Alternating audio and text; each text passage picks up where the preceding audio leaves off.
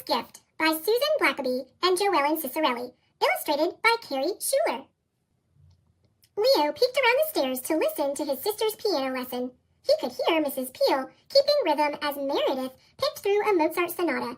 Leo liked the tune. It twisted up and down and fluttered again and again along the way. The song flowed like a spring stream, whirling and swirling around rocks and stones, a stream that finally splashed down on a bright, happy ta-da! Leo popped out of sight as Mrs. Peel packed up to leave. The recital is the first week of December, Meredith. This piece should be ready if you practice very hard. She slung her satchel over her shoulder and reached for the doorknob. Like I always say, music carves a deep memory. Piano practice was very hard for Meredith. Every time she needed to sit down at the piano, Meredith fussed and fumed. Today was no different. Children should be outside in the fresh air. I'm suffocating, Mother. She could hear her friends shooting baskets at the playground across the street. Absolutely suffocating! 30 minutes, Mom used her no-discussion voice. I will, I promise. Later? Meredith put on her best begging face, but Mom wasn't even looking. Now. Mom pointed at the piano bench on her way to the kitchen. I'm setting the timer. Meredith slumped at the piano. Leo made a joke about Mrs. Banana Peel. He knew how to cheer up Meredith and was always glad to see a smile tug the corner of her mouth. Leo took a chance and spoke up. He said, show me how to play. Meredith moved over to make room on the bench, and Leo hopped up.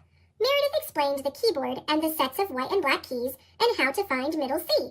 She explained sharps and flats. She showed Leo how to tuck his thumb under to play a scale when he ran out of fingers and how to play 3 keys at the same time to make a chord. How do you know if you're doing it right? Asked Leo. Meredith shrugged. It sounds wrong if you do it wrong. Piano doesn't come easily to me like basketball does, so I have to work extra hard and take lessons and practice. And believe me, there is even more than that to really getting it right. It's exhausting. Leo nodded. Okay, so now play the one that sounds like water. The one with the toodle-oodles at the beginning, he said. You know, this one. Leo expertly played the beginning of the Mozart sonata. What? That's amazing! Meredith jabbed him in the side with her elbow. How did you do that? Leo wiggled his fingers.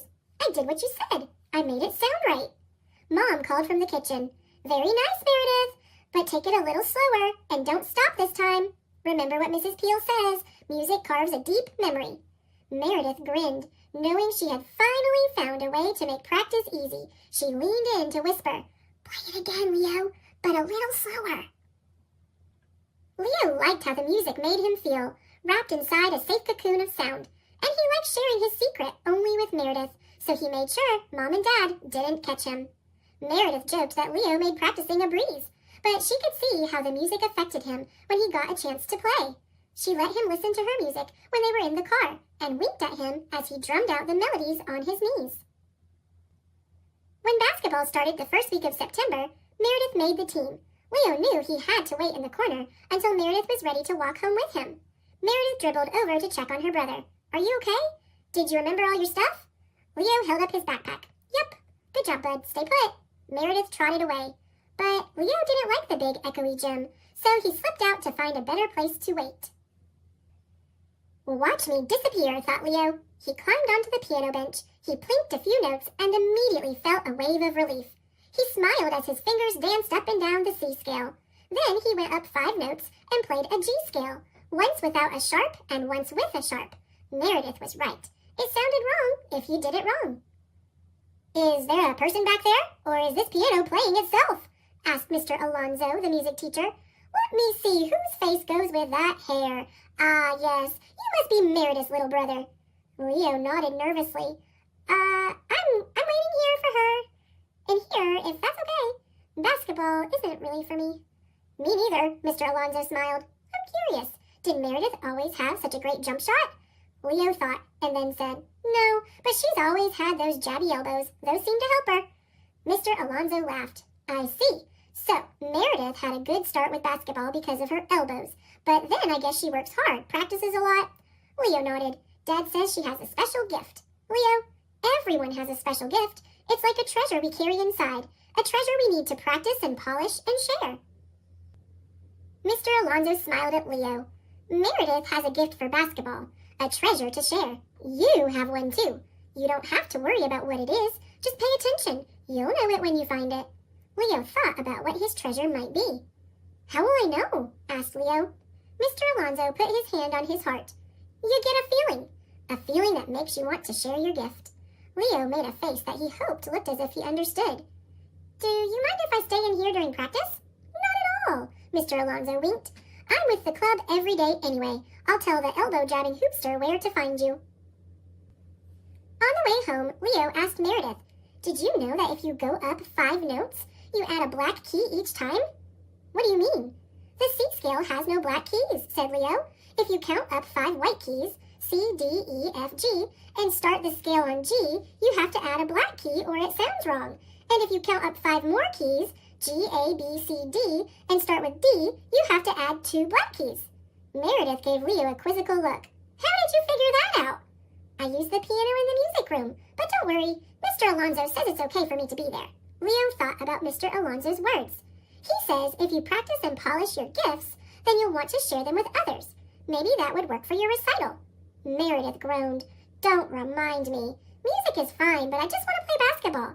Basketball practice is the best part of the week." Pretty soon, it was the best part of Leo's week, too. Mr. Alonzo was waiting in the music room when Leo arrived. "I have something for you." He handed Leo a dictionary that was so large and heavy, Leo could hardly hold it. Leo thanked Mr. Alonzo, but he felt confused as he shuffled toward the piano bench. He set the dictionary down. He wanted to practice, but he spent some time looking up words just in case Mr. Alonzo was testing him. He looked up music words and piano words, and then he looked up gift and treasure, just in case. Mr. Alonzo came up beside him and asked, "May I?" He closed the book. Leo laughed as he climbed on the bench. Sitting on the dictionary raised Leo to the perfect height for playing anything he pleased. Ta-da! Leo played the bright chord in Meredith's Mozart Sonata. He lifted his gaze from the keyboard, and Mr. Alonzo gave him a thumbs up. And for the rest of basketball season, Leo practiced and practiced and practiced. On the day of Meredith's recital, Leo and his family met Mrs. Peel at Sunnybrook Senior Home.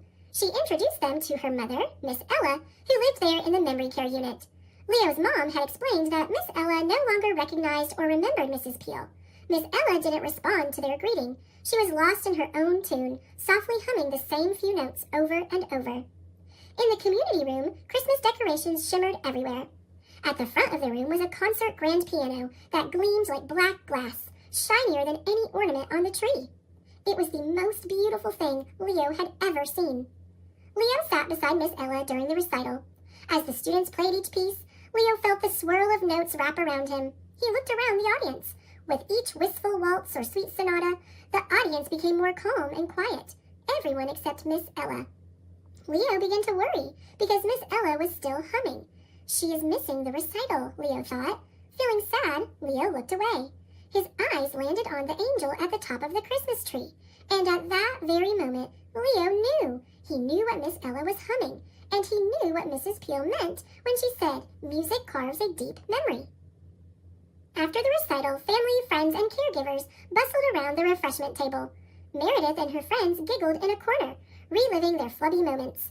Leo wandered over to the piano. He stood on his tiptoes to peek inside, following the strings from hammer to peg. "You!" Leo jumped and turned.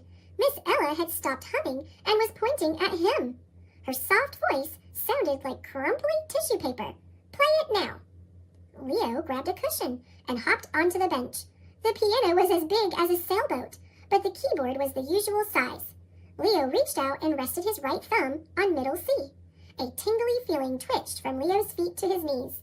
As he touched the keys, the feeling got bigger and fizzier and stopped to swirl around in his tummy before it bubbled up and burst into a grin. It was a good feeling. It was a strong feeling. It was that feeling. And Mr. Alonzo was right. Leo wanted to share it. He stretched out his fingers and put his whole heart into the first bright chords of Miss Ella's tune. Hark the herald angels sing, glory to the newborn King. Peace on earth and mercy mild, God and sinners reconciled. As Leo's hands marched through the tune, everyone turned to Miss Ella with sweet astonishment. She sang for all to hear, and soon the room filled with joyful voices. Leo was sharing his treasure, A gift for Miss Ella and everyone, just in time for Christmas. Play it again, said Miss Ella, and Leo did. Thanks for watching. Click subscribe